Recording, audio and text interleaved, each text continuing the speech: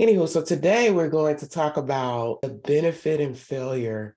And so I always try to give you some quotes. So, quote in Albert Einstein is failure is success in the progress, right? And I would say, Tanisha Manick says, the progress to get to success is rooted in failure. And so I think sometimes when we fail, it just sucks. So we're going to talk about some emotions that come with failure. Is that it makes you sad, it makes you fearful, it makes you want to stop, it makes you want to give up. It's just like, it sends you down these spiral of emotions of regret. Like, did I do things, second guessing, doubts, all of that? Like, but we're going to, of course, in terms of your emotions, I would say embrace it all. Like, process it out, get it all out. Like, what the heck am I doing? Am I doing wrong? Is it wrong? Is it all of that? But I say still keep going, even though you may feel it. I think sometimes people are like, well, don't have these emotions. I'm like, you can't turn off your nervous system. Like, you cannot. It is innately invaluable in you. God had them. You're made in his image, whether you believe it or not. Your system is wired to have emotions. So even if you're not consciously aware of them, they will be sitting in your unconscious. And then if they're not released, they affect us and they can make us sick. So that's one of the reasons why I'm trying to help moms. Like, look, y'all, you gotta challenge you gotta take care of you above your children's because the benefit of doing that is that you will help your kids, you will benefit them. So I pass it on to my baby girl. That she gave, okay, so I was going to give a lesson and then I was going to give it to the preacher slash teacher, but you gave us the lesson and before the message. So I'm going to give the message and then you can solidify some of the same amazing things that you said, because that's exactly the point. I think sometimes initially when I was going through the no's and the failure transitions, I was like defeated, like, oh my God, why is this happening to me? And I'm not patronizing myself because I was feeling that way. I'm just giving you guys the process. And what I realized, sometimes I've learned, like when taking care of myself, I regain my memory because I suffer from memory loss. And so I'm able to remember the no's and I can see like the growth and where I am now. So I'm going to share a story with you.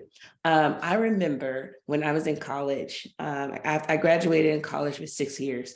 And I am dyslexic. And I remember in college that I kept trying to like get the things that I needed so I could take the test. I remember failing sometimes. I only failed one class and I did not, like the perfectionist in me, I did not like bad grades. I didn't like it at all. And so this particular class, I was in college and we would take time tests. And that was such a trigger, and not a trigger, but it was such a hard time for me because I was like, I had to read quickly and I like to take my time and I read so I could fully understand and not confuse words. So this particular teacher was like, no, this. She was like, no, you're not. You're going to take the time test like everybody else. And I was like, but my struggle isn't like everybody else. And I remember like sending emails because I'm very profound in my email. And I was sending emails, going to the head, going to this. I was like, can I have, because they did have a disability and they were like, they had a program that would help you with your disability. They would not let me in this program, y'all. Like I could not get in. And basically at the time I felt so defeated, but beauty in the story before I make it super long is that I graduated flying colors without the disability program and I have a learning disability. And so although it took me 6 years, although it was hard as heck, although I failed one class, but that same class that came back, the lady was like, no, and I'm failing every single test that was taught. And I made a 67 in that class and ended up coming back and passing it with a C. Still time test. She still kept it the exact same. Benefit in the failure that just made me stronger with a disability. So I had a disadvantage, but walked out with a high advantage to be able to say, yes, I am dyslexic. It was 10 times harder for me. And I went through a ton of emotions. I cried all the time as a release, and that was, it's good. And there's beauty in crying and releasing. But yeah, so I was like, okay, sometimes in the moment, it sucks. It's so painful. But I love the Daily Underline because we get to encourage people about their emotions. I think that was profound. I love that story. And I think probably what forced you to want to pass and get A's is my fault as your mom.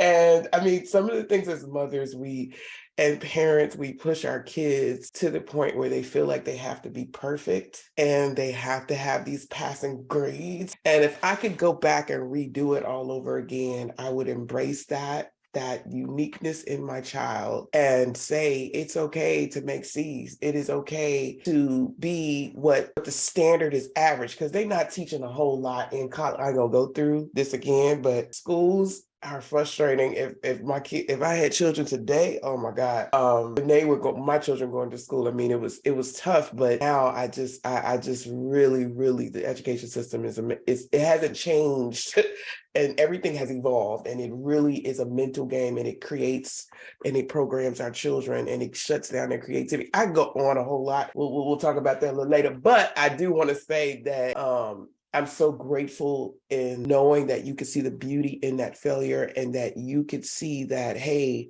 I have evolved and I can see, and now you're just open about it, because some people are ashamed of the things that they are classified. I mean, the word tells us to raise our children up in the way that they should go.